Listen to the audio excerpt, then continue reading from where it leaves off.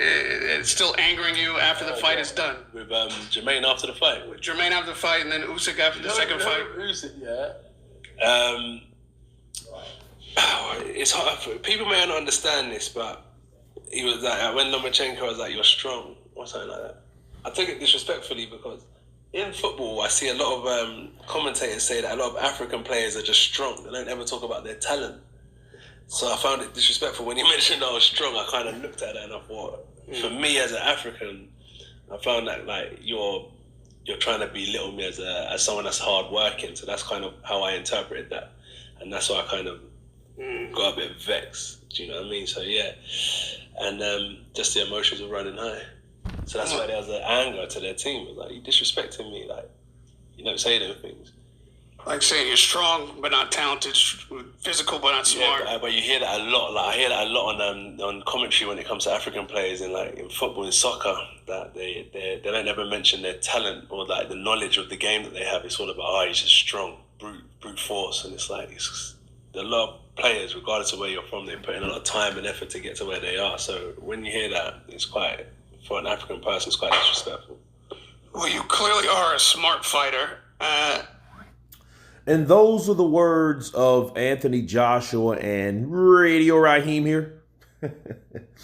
As Anthony Joshua finally breaks down the eruption from the Alexander Usyk decision, okay, after the fight. And he explained about Lomachenko saying that he is strong. And of course, that word strong triggered a word that he heard many times in, I'm assuming, British commentation, when they say that, you know, football players, which over here is soccer, that they're just strong with not really being smart or intelligent, to go deeper, mostly blue collar, not white collar, because they don't have the mental fortitude to be a white collar or a thinker or someone like that. And he took it being from African descent, right? Which I can kind of get that, not just being from African descent, but you do hear, though, in other sports and including boxing, the first thing you do hear about a person that doesn't really have much skill but can take a shot, they say, oh, he's tough or he is strong.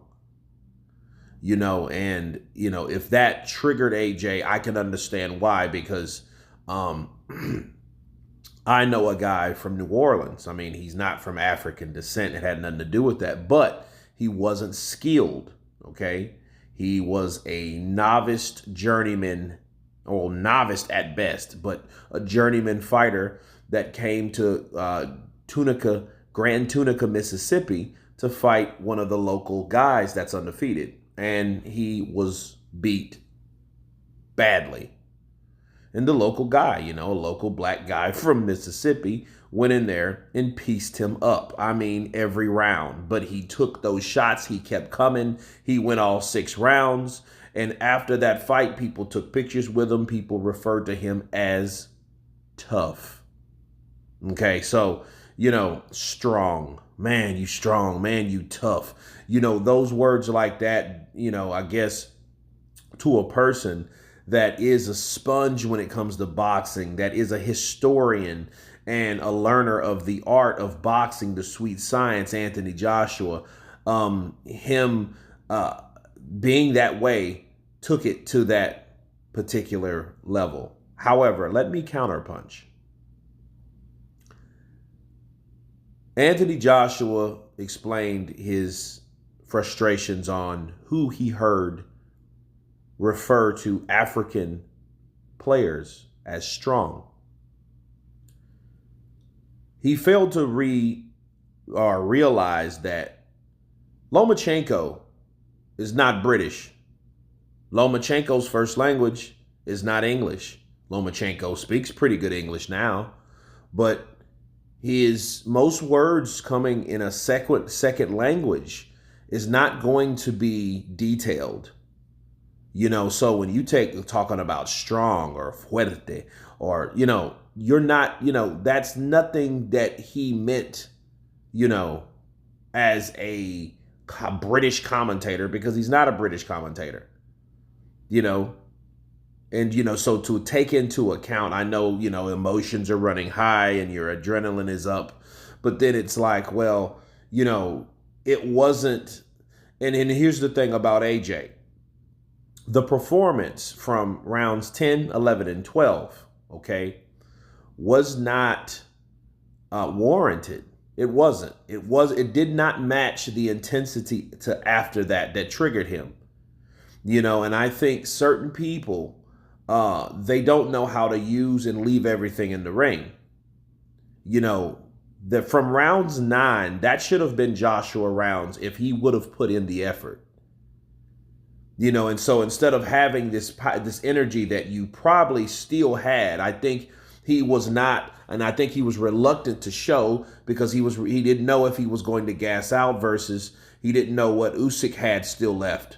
Because Usyk did show him in round 10, like, yo, I got a whole lot more, like Clubber Lang, right? I got a whole lot more, right? And maybe he was reluctant to show that, but maybe when you exhort that energy and express that testosterone, rage or charge or whatever, that will put you in a situation where you can be like, you know what, I did my best. So maybe that was a result of underachieving due to trying to play it safe and expecting a decision in Saudi Arabia because you got one against Andy Ruiz. That may be what it was. But back to what he was saying, like, hey, as an African, I was disrespected, but then, I think he thought that through. But Lomachenko saying that, I don't think that he was, you're strong. You're really strong. I don't think that he, he was mimicking or duplicating something that a British commentator would say about an African player. But I do understand what he's saying because they're not acknowledging, other strengths of those people. It's more like a stereotype than anything else. It's like, oh, yeah, they're just known to be strong or tough or, but not necessarily smart. And someone that is, a thinker like Joshua, I can see how he would get offended. But anyway, you guys tell me what you think of Anthony Joshua feeling disrespected and explaining what happened in that matchup. Of course, please subscribe. And you guys been Counterpunch. Peace.